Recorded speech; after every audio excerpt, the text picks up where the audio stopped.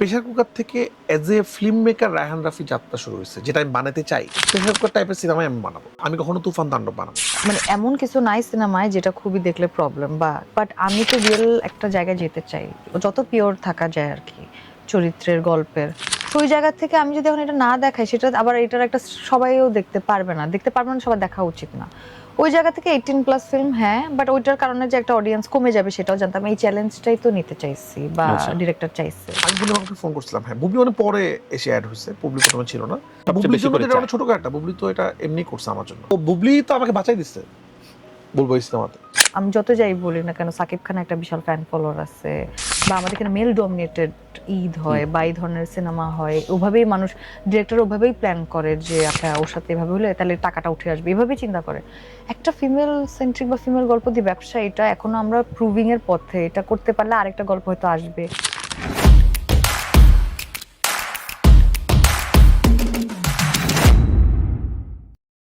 আমাকে রাফি একদিন রিহার্সালের গল্প শোনালো দুইটা, তখন তো আমার কাছে প্রেসার কুকার আইডিয়াটা দারুণ লাগছে, কারণ আমি নিজেও চাচ্ছিলাম যে হয়তো কখনো প্রডিউস করবো বা এই ধরনের সিনেমা আমি করতে চাই। এটা আমি অ্যাক্টিং না করলেও এরকম একটা সিনেমা যেখানে ফিমেলদের ওয়ার্ল্ড থাকবে, ফিমেল লিড থাকবে, ফিমেল দ্য মেইন প্রোটাগনিস্ট হবে, কোনো আর্ট ফিল্ম হবে না, যেটা ব্যবসায়িকভাবে সফল হবে। এটা আমার এক ধরনের চিন্তা ছিল।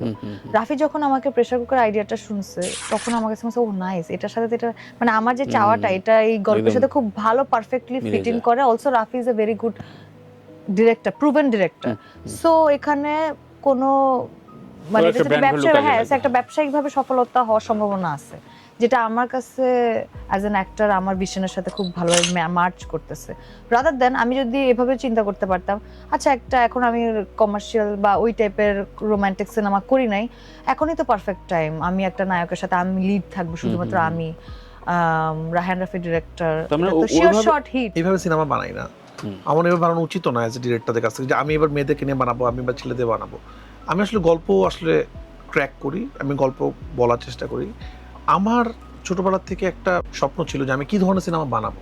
আমি যে সিনেমা দেখতাম, তারেক মাসুদের আমি ভক্ত এবং উনি আমার গুরু, তো আমি তাকে পছন্দ করতাম এবং আমি বিভিন্ন সিনেমা দেখতাম। বাট আমি যখন দেখলাম যে আসলে এই ইন্ডাস্ট্রিতে শুধু ওই ধরনের সিনেমা বানিয়ে টিকে থাকা যাবে না আসলে, এবং ওই সিনেমা বানালে কি হবে, একটা বানানোর পর আরেকটা কে বানাবে, কে টাকা দিবে, সেটা নিয়ে একটা হুলস্থুল অবস্থা।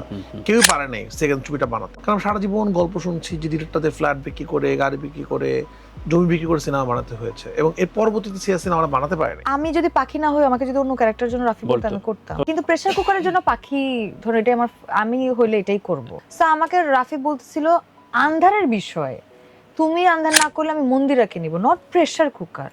আমি জানতাম মন্দিরের সাথেও একটা সিনেমা নিয়ে কথা বলছে, কোন সিনেমা যাই না। সো ওই জায়গা থেকেই মানে আমি শুধুমাত্র মন্দিরের কথা শুনছিলাম আন্ধারের টাইমে, যে আন্ধার আমি যদি ও আমাকে আর মন্দিরাকে হয়তো ভাবতেছিল এরকম কিছু। আমি মাঝখানে দেশে বাইরে গেলাম একটা জায়গায়, এই প্রেসার কুকার নিয়ে, প্রেসার কুকার তো একজনের সাথে খুব আমার আড্ডা হচ্ছিল, তো এই কথাটা আমার খুব মনে ধরছে, এই কথাটা আমি সবাইকে বলতেছি। উনি খুব বললো কি, উনি বললো যে তুমি একজন ব্রিটিশকে ইংলিশ ব্রেকফাস্ট খাওয়া এনজয় করতে পারবা না বানায়। আমার এখানে লন্ডনের একজন লোক আসলো, আমি বললাম আমি তোমাকে ইংলিশ ব্রেকফাস্ট খাওয়াচ্ছি বাংলাদেশে, তুমি তাকে জীবনে হ্যাপি করতে পারবে না, এটা খুবই এভারেজ টাইপের ইংলিশ ব্রেকফাস্ট হবে। ও এটা খায় সারা জীবন বড়, এই ব্ল্যাক কফি বানাতেই পারবা না, এই সসেস বানাতেই পারবা না, তুমি ওকে আলু ভর্তা আর ভাত খাও, ও বলবে ও মাই গড এটা তো কোনোদিন খাইনি। আমরা বিদেশে গিয়ে আমরা ওদের মতো এই স্টাইলের সিনেমা বানায় ওদের কাছে বিক্রি করতে চাই। আমাদের কাছে মনে হয় যে এটা একটা বেস্ট ছবি, কিন্তু ওদের কাছে এটা এভারেজ ছবি, ওদের মতো মানে গুড ট্রাই হয় নাই। যত ভালো ছবি বানাই আমরা ইউরোপিয়ান স্টাইলকে ফলো করে, ওদের এভারেজ ছবি মতো ছবি, কারণ কি ওদের কাছে এটা খুবই নতুনত্ব নাই। উল্টা ওদেরকে যদি বাংলা ছবি বানানো যায়, যে হ্যাঁ একটা ছবি সব গান আছে, এই ছবি আপনি কানে দিয়ে দেন না, সমস্যা কি?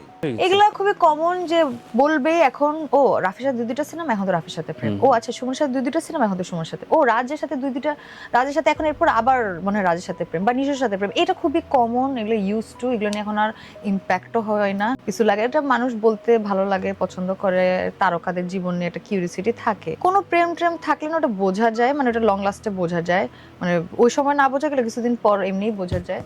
প্রেশার কুকার থেকে as a film maker Raihan Rafi যাত্রা শুরু হয়েছে, যেটা আমি বানাতে চাই। আমার একটা জার্নি ছিল, আমি ফিল্ম মেকার ছিলাম, সিনেমা বানাইছি, কিন্তু আমি যেই ধরনের সিনেমা আমি বেশি পছন্দ করি, যেমন আমার যে প্রোডাকশন হাউস কানন ফিল্মস থেকে প্রেশার কুকার টাইপের সিনেমাই আমি বানাবো। আমি কখনো তুফান তাণ্ডব বানাবো, আমি এই ধরনের সিনেমা প্রডিউস করবো, যেটা অন্য কোনো ডিরেক্টররা বানাবে। আমি সামনে 2-3 সিনেমা প্রডিউস করছি অলরেডি। তো আমি ওয়েট করছিলাম আমি আমার ছবিটাতে তারেক মাসুদের নাম, যেটা পুরো অর্গানিক, এখানে কোনো ওরকম টিপিক্যাল অনেক আসলে আমাদের তো কিছু ব্যান্ডে সুরঙ্গ তো একটা আইটেম সং ছিল, আমরা রাখছিলাম, যেটা আসলে প্রয়োজন ছিল না, আসলে কোনো প্রয়োজন ছিল না, অপ্রয়োজনীয় ভাবে রাখছি। তো সুড়ঙ্গর একটা হতে পারে ভুল ছিল, এটা একটা আইটেম সং, যেটা সিনেমা থেকে আলাদা মনে হয়।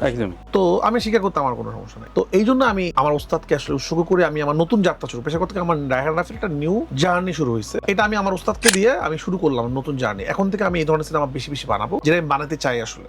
এইটা যে এরকম হবে এটা আমি জানতাম, রাফিও জানতো, কারণ প্রথমত তো মানে এমন কিছু নাই সিনেমায় যেটা খুবই দেখলে প্রবলেম বাট আমি তো রিয়েল একটা জায়গায় যেতে চাই, যত পিওর থাকা যায় আর কি চরিত্রের, গল্পের।